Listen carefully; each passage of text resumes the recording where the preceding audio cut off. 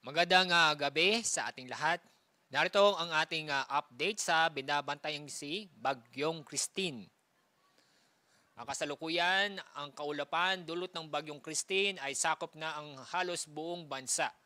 Kasalukuyan, ang layo ng sentro ng Bagyong Christine ay nasa 360 kilometers silangan ng Daet, Camarines Norte.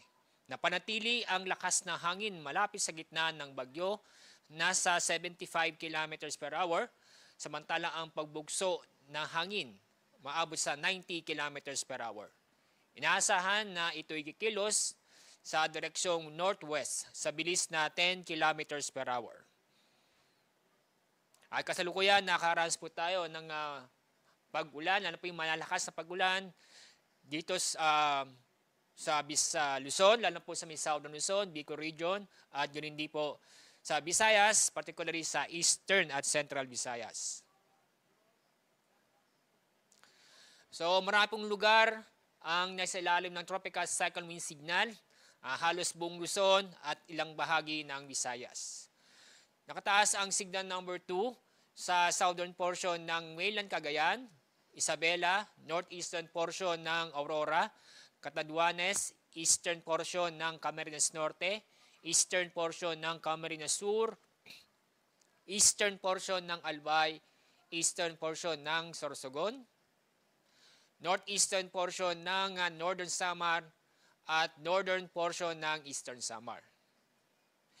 Signal number 1 ay nakataas sa Ilocos Norte, Ilocos Sur, La Union, Pangasinan, Apayao, Kalinga, Abra, Mountain Province, Ifugao, Benguet, Batanes, lalabing bahagi ng Cagayan, kasama ang Babuyan Islands, lalabing bahagi ng Quirino, Nueva Vizcaya, lalabing bahagi ng Aurora, buong Nueva Ecija, Tarlac, Zambales, Bataan, Pampanga,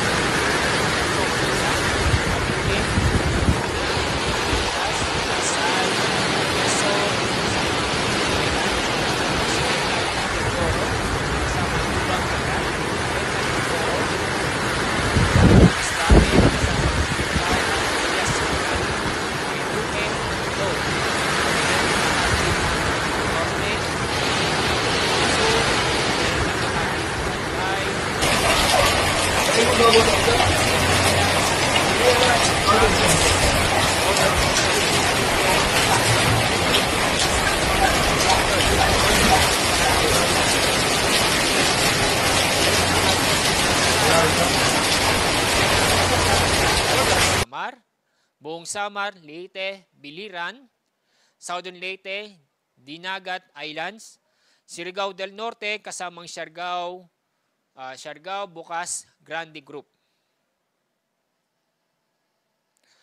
At narito naman ang pagtaya po natin sa pag-ulan. So may naasahan ngayong araw hanggang susunod, hanggang Huwebes o Biyernes na malalakas o matititing pag-ulan. Ngayong araw hanggang bukas ng gabi, may naasahan na intense hanggang torrential na pag-ulan sa Catanduanes, Camarines Norte, Camarines Sur, Albay, heavy to intense na pag-ulan sa Masbate, Samar, Eastern Samar, Northern Samar, Cagayan, Isabela, Aurora at Quezon.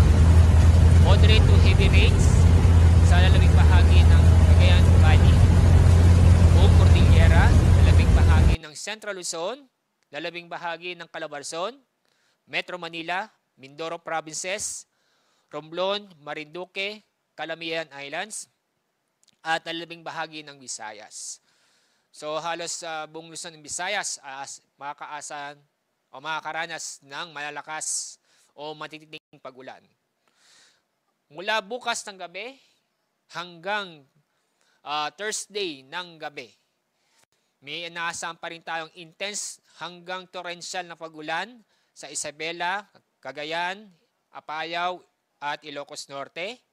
Heavy to intense na pag-ulan sa lalabing bahagi ng Cordillera, lalabing bahagi ng Cagayan Valley, lalabing bahagi ng Ilocos Region at buong Central Luzon. Moderate to heavy rains ay sa Cavite, Laguna, Batangas, Metro Manila at sa Occidental Mindoro. Pagdating naman ng Thursday evening hanggang Friday evening, inaasahan na heavy to intense na pagulan sa Ilocos Region, Zambales at Bataan. Moderate to heavy rains sa buong Cordillera, Tarlac, Pampanga at Occidental Mindoro. At dahil dito, sa mga pagulan o matitinding pagulan ating inaasahan ngayon hanggang sa mga susunod ng araw, patuloy pa rin tayong mag-ingat. Alerto dahil nandiyan pa rin po ang banta ng pagbaha at pagguho ng lupa. Ngayong araw may inaasahan na malalakas na hangin sa Mimaropa, Visayas at Mindanao. Sa araw ng bukas may inaasahan na malalakas na hangin sa Mimaropa, Visayas, Mindanao. Sa araw ng Huwebes, inaasahan pa rin ng malalakas na hangin sa Mimaropa, Bicol Region, buong Visayas, Basilan, Sulu, Tawi-Tawi, Zamboanga del Norte, Lanao del Sur, Northern Mindanao, Dinagat Islands, Surigao del Norte, Davao del Sur at Davao Oriental. Sa araw ng Biyernes, inaasahan pa rin ng malalakas na hangin sa Mimaropa, Bicol Region, Western Visayas, Negros Occidental, Zamboanga del Norte, Basilan, Sulu, at Tawi-Tawi.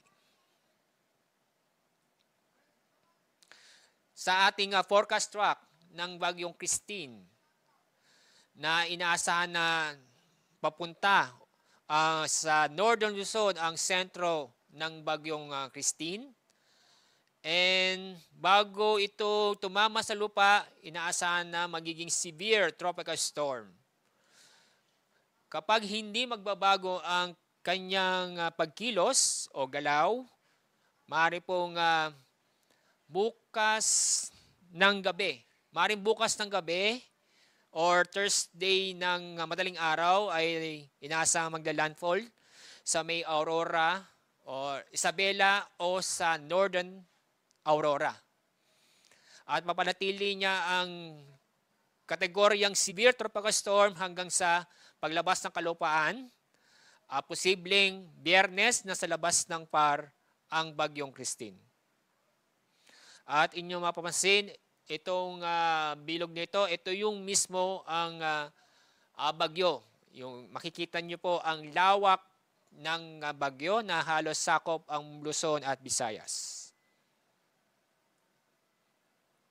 Patungkol naman sa storm surge, ito yung pagtaas ng alon sa mga baybaying dagat, dulot ng bagyo.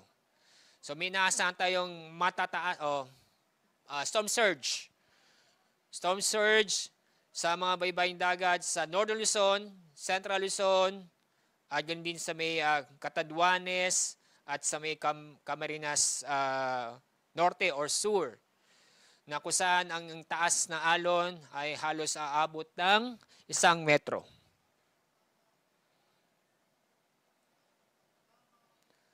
At dahil pa rin sa bagyo, may matataas na alon na aabot halos sa 5 metro.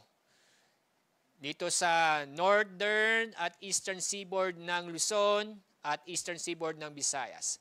Ito yung mga lugar po na sila ng gale warning ay sa Batanes, Cagayan, kasama ang Babuyan Islands, northern coast ng Ilocos Norte, Isabela, Aurora, Pulilo Islands, Camarines Norte, Camarines Sur, Catanduanes, Albay, Sorsogon, Masbate, Northern Samar, eastern coast ng Eastern Samar at yung Samar. So, pag mayroong gale warning, automatic bawal po malaot ng ating mga kababayan. Sa lugar nito, lalo po sa ilalim ng tropical cyclone wind signal. Dahil po sa mataas ng alon, halos 5 metro po ang inaasang taas ng alon. Ayan po ang ating update sa binabantayan natin si Bagyong Christine. Magandang gabi at mag-ingat po tayo.